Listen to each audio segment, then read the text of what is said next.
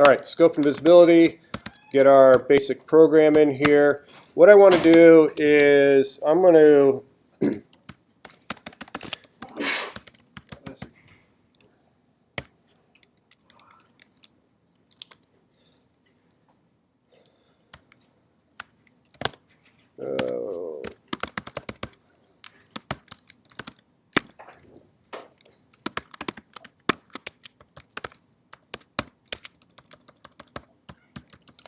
okay, when we look at roughly the physical structure of programs, the program is made up of functions, and so here's one function with nothing in it. Here's another function, of course it's the main function, with nothing in it.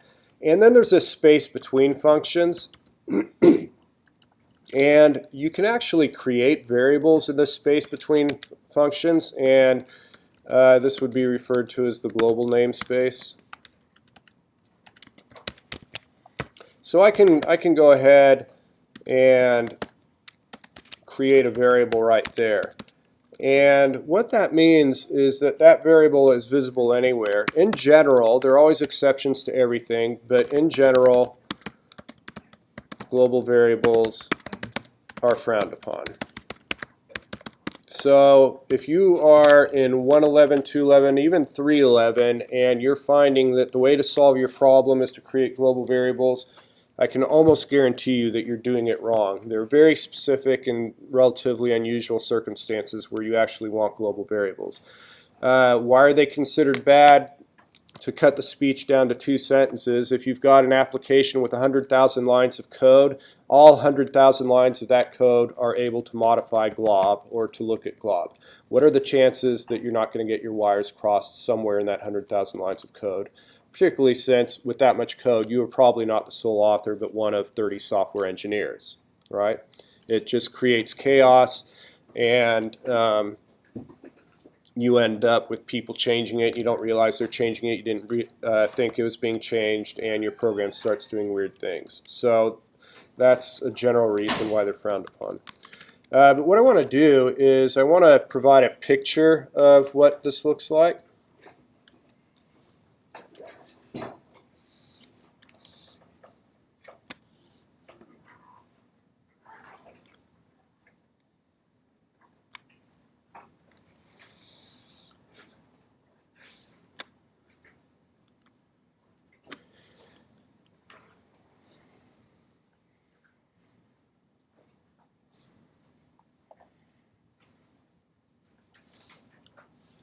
So I would refer to this, let me just hand write it. This would be the global namespace, this platform that I'm in the process of drawing. And so it's in this space where I create int glob. And this will become more meaningful as I start drawing more things on here. So now I'm inside the main function where all things begin, and I'm going to create this variable called var. And I'll give it 23 just because. So sitting on top of the global namespace then is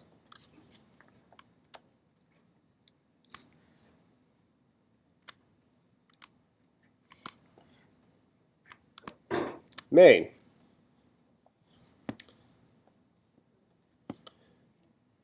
So this is the main function. I wonder if this will let me draw a straight line. No.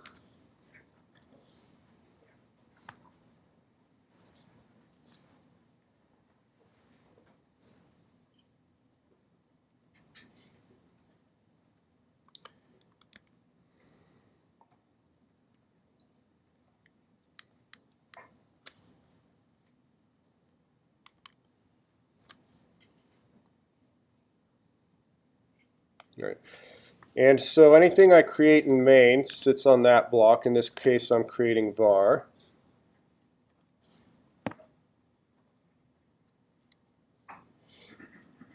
And the way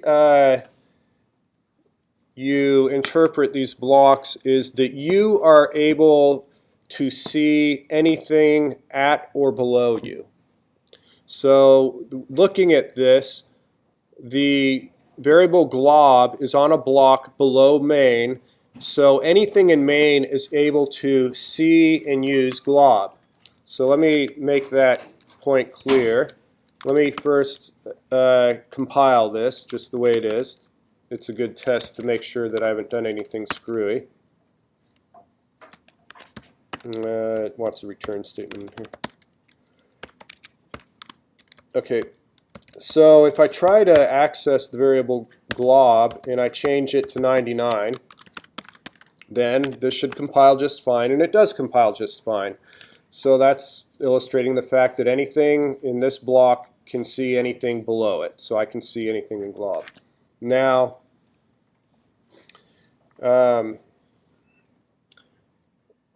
what we want to do is add to our code and make it a little bit more involved.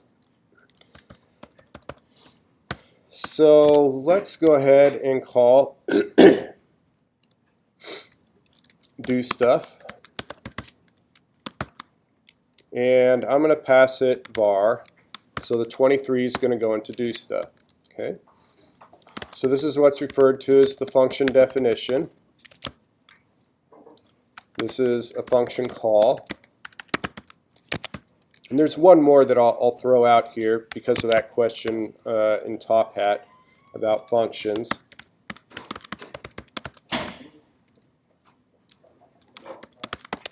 This is what's referred to as the function prototype. So my 30 seconds on functions then regarding the function prototype, the function definition, and the function call down here at the bottom is that before you are allowed to use a function or a variable or anything, before you're allowed to use it, the compiler has to know what it is. Okay, so if I did not have either line 7 is sufficient to tell the compiler, hey compiler, I have a function, I may use it, and if I use it, it'll be called dostuff, and I have to provide it an integer as input parameter, and it's going to give me back an integer. And that's enough information for the compiler to be happy, so that if all I had was line 7, and then it hit line 21, it would be fine because it would know that the function is expected to take an integer, right? And here's an integer.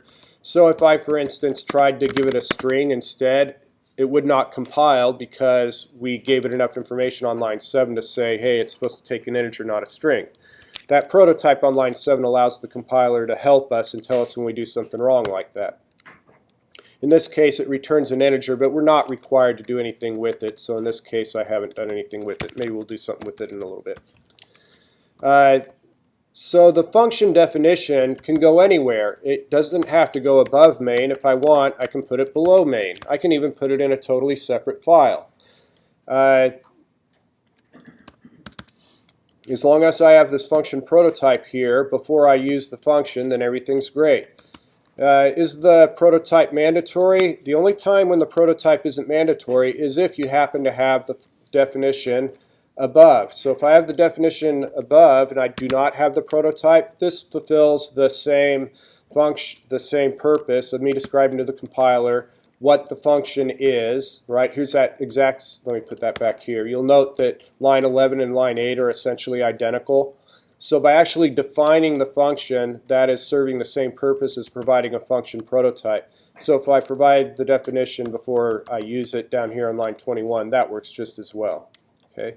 So the nice thing about a prototype is it gives you the liberty of putting the definition anywhere. And although we aren't there yet, putting it in a separate file ends up being what is most commonly done, because if you have 100,000 lines of code, you don't have one big 100,000 line file. You have 30, 40, 100 files with all these functions split up in it. So you have these prototypes standing in their place. All right, so enough about functions. Let's get back to the scope and visibility. In my dostuff function, I'm going to create another integer. I will call it and we'll go with the creative X. So now let's look at what we have going here. When I call the function, I create var, I changed glob, and I can change glob because in my picture here, glob is below this main block. Get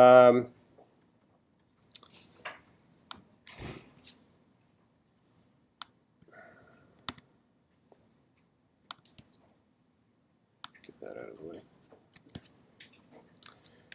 Now I call the function var here. Dostuff is its own block. So I come back to my drawing here, and I create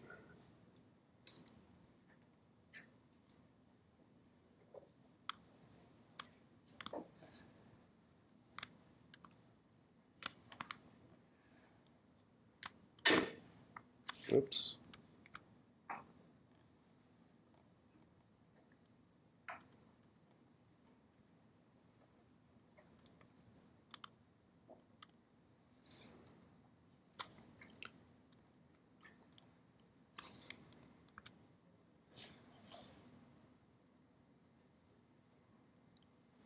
Okay, so this is dostuff.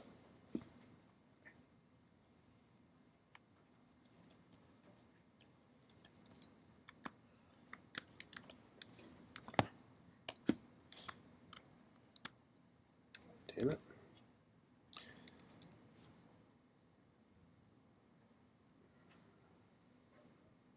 All right. And what is it that we did? First, let's look at this parameter here, arg. This is input parameter is actually its own variable. So var gets copied into arg, and arg exists. So to be faithful to my diagram here, I actually have to say that arg is part of this block. And then I created x on line 13, so int x is part of this block as well. And then what I can do is we can have more interesting logic in here. Maybe we'll say that, let's set x equal to 50. And then we can add a statement. We can say if x is greater than arg, then I'm going to have stuff happening in an if block here. Maybe inside this if I want to create an integer called ifer. And I'll set that equal to arg times 20, and then maybe I see out ifer. This is all a nonsense argument, or a nonsense algorithm. But what I wanted to, the reason I'm doing this is that lines 15 through 18 is what is referred to as a block of code.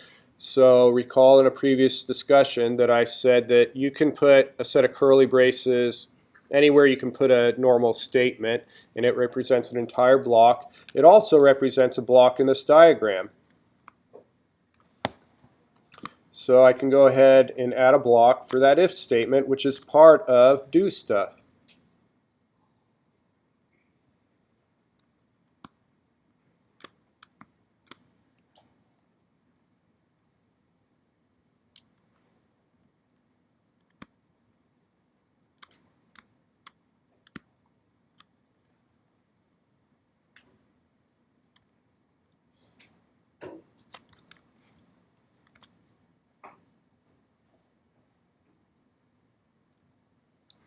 Okay, so this is my if statement.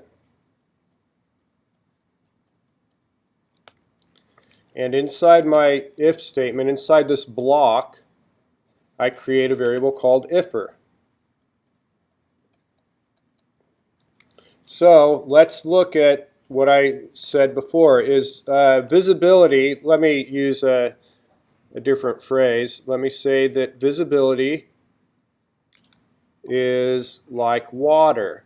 You can see the things that are visible are where water would normally go, given that you're not, and I have to caveat this since many people in here are nerds and fans of science fiction. I'm assuming normal Earth-like gravity, so don't pull any of those stunts on me.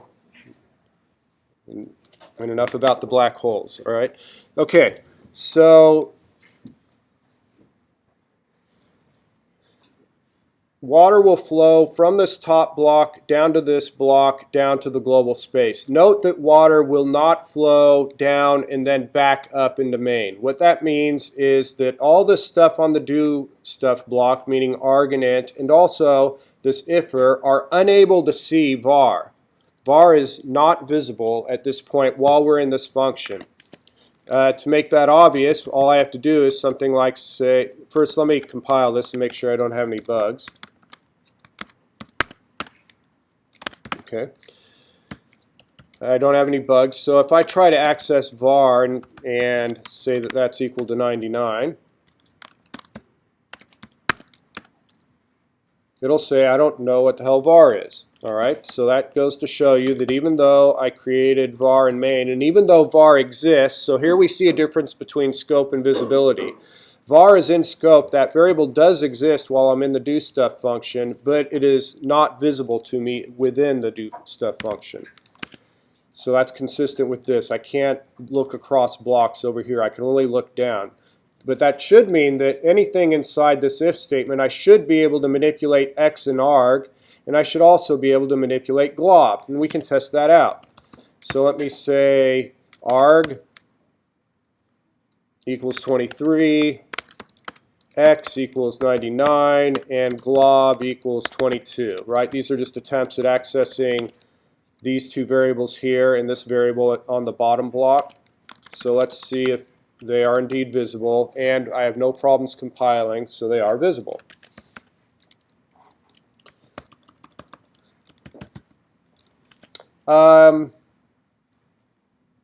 But let me ask you a question. What if I, inside this block, say create a variable?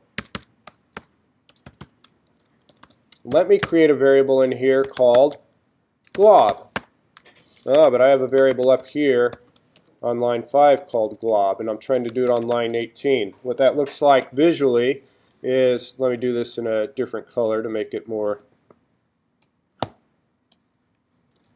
is I create a variable right here called glob, and the question is, does that interfere with this right here?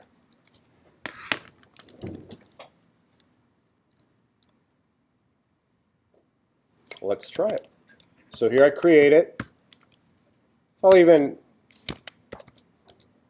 oops. Let's see if it'll compile. And it does. So it has absolutely no problem at all with me doing that. So what we're doing when we do that is we are in essence hiding the variable that is further down at a lower block. So anything I do to glob now, if I say glob is equal to 222, let me put it up here as well. Okay, so what am I doing here? As I go down in code, I hit line 18, and I have not created any variable glob as of this point. So what this will change is that will change, let me get rid of this, that will change this to 333. But then the next line of code I actually create glob. So on line 19 is what brings this into existence. And then on line 20 I assign glob 222. This is effectively hidden the global variable, so this little local glob gets set to 222. Okay. And then after all this, I hit the closing curly brace in this block. That is the scope, ends the scope for anything in this block. So the scope of a variable, meaning as long as the variable exists, is from the point where you create the variable. I create a variable here, so that's where ifr comes into existence. This is where glob comes into existence. Both of those variables are released back to the system at line 21. Right? So in essence, when this if statement finishes, this whole block and any of the variables you created on it go away. And then all we're left with is this dostuff block. And we have arg and x here. I can do stuff with arg and x some more. Okay, so I could return x. Once I hit line 25, then this whole dostuff function goes away, and I remove this block. And then I go back to main, and all I'm left with is var and our global variable here. So scope is defined in terms of curly braces. A variable comes into scope when you create it, and it goes out of scope when it hits a closing curly brace from within where it was defined. The exception being global variables. Global variables last as long as the program's in existence. Yes? So having glob equals 233 before the integer is defined is okay? Right, so let me back up the discussion 5 minutes. Let me say I never said anything about that. And all I was just going with the discussion of glob. On line 18, then this is following my water analogy, where up here, my eyeball can see everywhere that water would flow, and water will flow down here. So I'm able to manipulate glob freely. There's no conflict with line 19. Line 19 is perfectly allowable. It's just simply hiding the global glob that I created on line 5, and anything I do to glob now is going to affect the variable I created on line 19 instead of the global one.